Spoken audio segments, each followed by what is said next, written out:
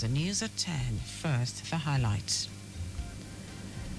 Governor Sanwo-Olu urges newly appointed chairman, commissioners of Lagos State Civil Service Commission to uphold integrity and fairness. JAMB awaits appeal court ruling before releasing results of over 40,000 underage candidates in 2025 UTME. On the foreign scene, United Nations decries inability to distribute aid in Gaza as pressure grows on Israel. And in sport, Nigeria table tennis star Aruna through to round of 16 of ITTF World Championships in Qatar. Now the details. I am Dele Agadumo. Lagos State Governor Babajide Sanwo-Olu has urged the newly appointed chairman and commissioners of the Lagos State Civil Service Commission to uphold integrity, fairness, as well as operate with discipline and meritocracy as they serve the good people of the state. Speaking after their swearing in at the banquet hall of the Lagos House, Ikeja, Governor Sanwo-Olu stated that they were appointed based on their hard work and dedication to service. Governor Sanwo-Olu, who noted that this also comes with greater responsibilities to reflect the confidence reposed in them, urged them to create opportunities for growth and remain accountable at all times. I therefore, on your behalf, want to extend my heartfelt congratulations to all of whom have just taken the oath. With the appointment comes, great responsibility. It comes with high expectation. As we celebrate your elevation this morning, I therefore urge you to remember the solemn duty entrusted in you, the oath and the commitments you've taken. Your appointment reflects the confidence that we as an administration and people of Lagos have in your ability.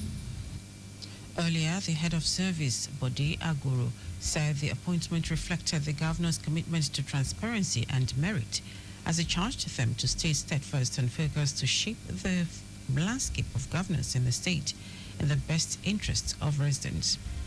Speaking on behalf of the appointees, Chairman, Civil Service Commission, Dele Agadumo Thomas, assured the governor that they will carry out their responsibilities, keying into the Themes Plus agenda and ensure effective service delivery.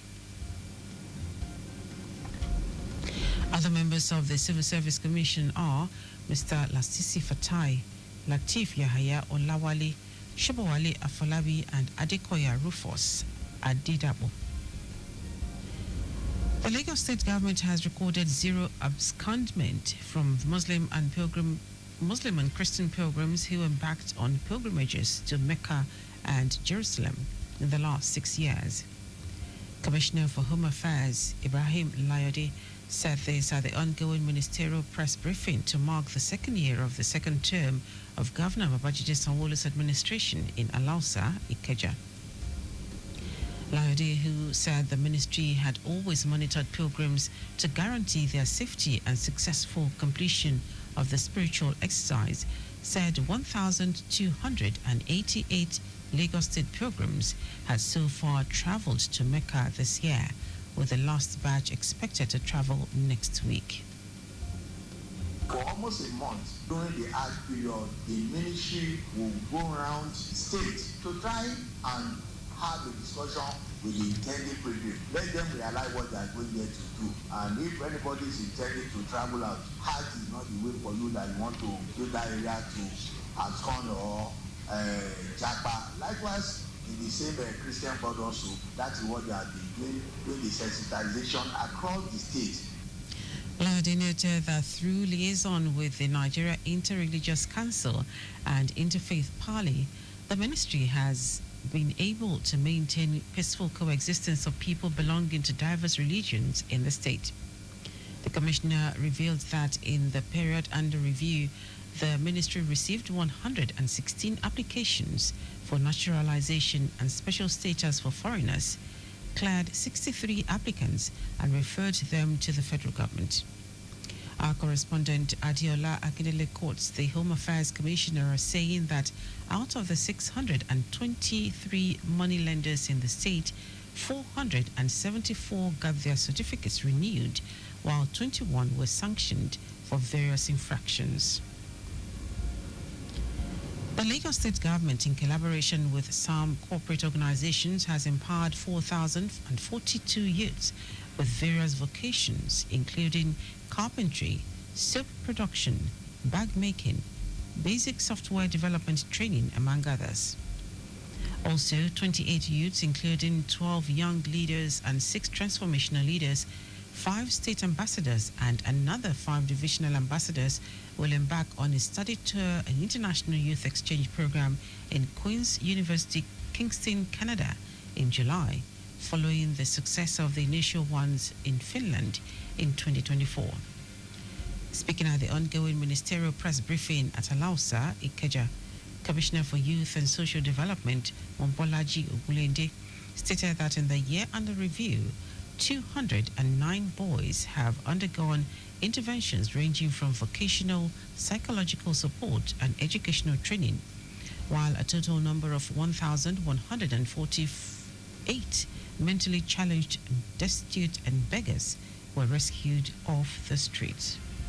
The ministry has the following youth centers, open spaces, playground and youth hostels across Lagos State, cutting across the 5 divisions. We have 30 youth centers, open spaces and playground, we have 4, and the youth hostel, we have 1. By division, in Ikeja, we have 10 youth centers, 2 playgrounds and 1 youth hostel. In Badagry, we have 4 youth centers. In Ikorodu, we have 8 youth centers and 1 playground. In Lagos, we have 5 youth centers and 1 playground. In Epe, we have 3 youth centers. The Sanwo-Olu administration also awarded cash gifts to 12 deserving corps members who have distinguished themselves towards the development of the state, while 500 trained drug abuse preventive advocates reached out to 3,000 students across secondary schools to sensitize them on the danger of drug abuse. Ogulende announced plans by the state government for the establishment of a rehabilitation center in Ekwe for over 100 miscreants to undergo counseling, rehabilitation, learning vocational skills in agriculture, plumbing, construction, electrical works, tailoring, leather and wooden works, among others. Our correspondent Adiola Akindele reports that through the Lagos State Office of Disability Affairs, 100 people living with disabilities received financial aid of 100,000 naira each to help ease their daily challenges and improve their well-being.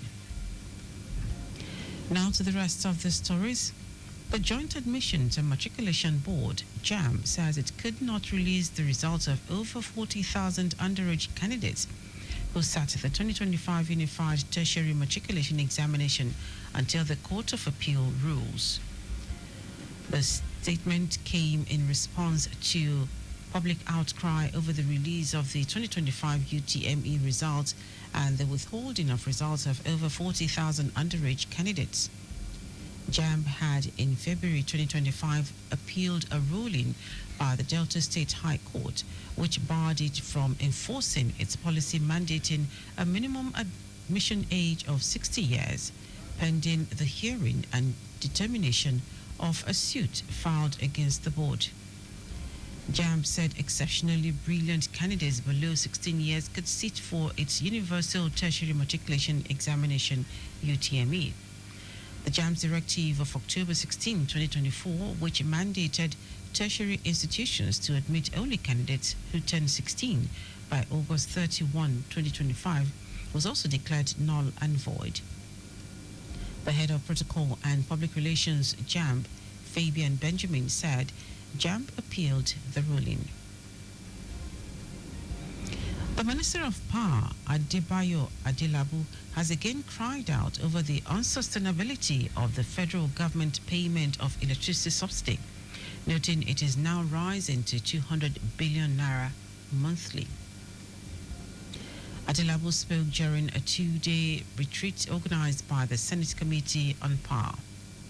According to him, owing to the subsidy backlog, the government's indebtedness to the electricity generation companies, GENCOs, has now reached 4 trillion naira, including the 1.94 trillion naira for 2024 alone.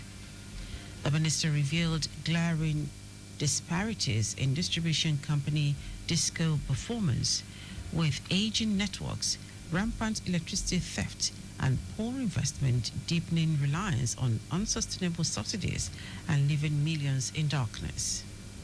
The minister highlighted plans to attract private investment into grid infrastructure and regionalize transmission networks to reduce failure risks, noting that the 70% remitters by the two discos in Lagos reflects better infrastructure than what obtains in the northern networks. According to Adilabu, vandalism should not be treated as a civil offense but a criminal issue, adding that power theft, non-payment of bills by consumers, illegal connections are critical factors that need to be tackled. Now to foreign news. The United Nations, UN, says its team in Gaza have not yet been able to distribute aid despite dozens of supply trucks entering the territory over the past 2 days. The UN said despite trucks reaching the Palestinian side of the Kerem Shalom crossing, no aid has been distributed so far. Israeli officials said 93 trucks entered Gaza on Tuesday, carrying aid including flour, baby food, medical equipment, and pharmaceutical drugs. Israel agreed on Sunday to allow a basic amount of food to enter Gaza, but the situation there remains very catastrophic.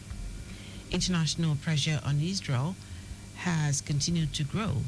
The United Kingdom has suspended trade talks over what it described as Israel's morally unjustifiable military escalation in Gaza. Now, sport. Nigeria table tennis star Quadri Aruna reinforced his reputation as one of table tennis elite with a sensational 4-2 win over Germany's Benedikt Duda to reach the round of 16 of the 2025 ITTF World Championships in Doha, Qatar. The victory ensures he is the last African standing in the men's singles following the exit of Egypt's Omar Assar in the second round. Despite entering the tie with a 1-2 head-to-head record against the left-handed Duda, Arnaud delivered a composed and strategic performance. He took the opening set 11-9, only for Duda to respond emphatically with an 11-4 win in the second. Regrouping, Aruna shifted tactics in the third set, exploiting Duda's forehand to take the set 11-8. A contentious service fault call in the fourth set saw Aruna lose focus briefly, resulting in an 11-2 loss, but he displayed trademark grit in the fifth set, battling back from 3-9 down to level at 9-9 and eventually stealing it 12-10 in a stunning turnaround. Buoyed by that comeback, Aruna held firm in the sixth set to close out the match 11-9 for a 4-2 victory. Well, that ends our news at 10. Just before we go, maintain adequate distance from the vehicle ahead of you to avoid collision. You can follow us and like all our various social media platforms: X at Traffic Radio 961, Facebook Lagos Traffic Radio 96.1 FM, Instagram Lagos Traffic Radio 961. Subscribe and watch your news and programs live on YouTube at Traffic Radio 961. You can also visit our website www.trafficradio961.ng. Did you know that under the Sanwo-Olu administration, 18,000 teachers were trained under Eco Excel? You can get more details on the Lagos State Government website. To end the news, try the highlights of the major stories. Lagos State Governor Babajide Sanwo-Olu has urged the newly appointed chairman and commissioners of the Lagos State Civil Service Commission to uphold integrity, fairness, as well as operate with discipline and meritocracy as they serve the good people of the state. The Joint Admissions and Matriculation Board, JAMB, said it could not release the results of over 40,000 underage candidates who sat the 2025 Unified Tertiary Matriculation Examination until the Court of Appeal rules. We also told you that the United Nations said its team in Gaza have not yet been able to distribute aid despite dozens of supply trucks entering the territory over the past 2 days.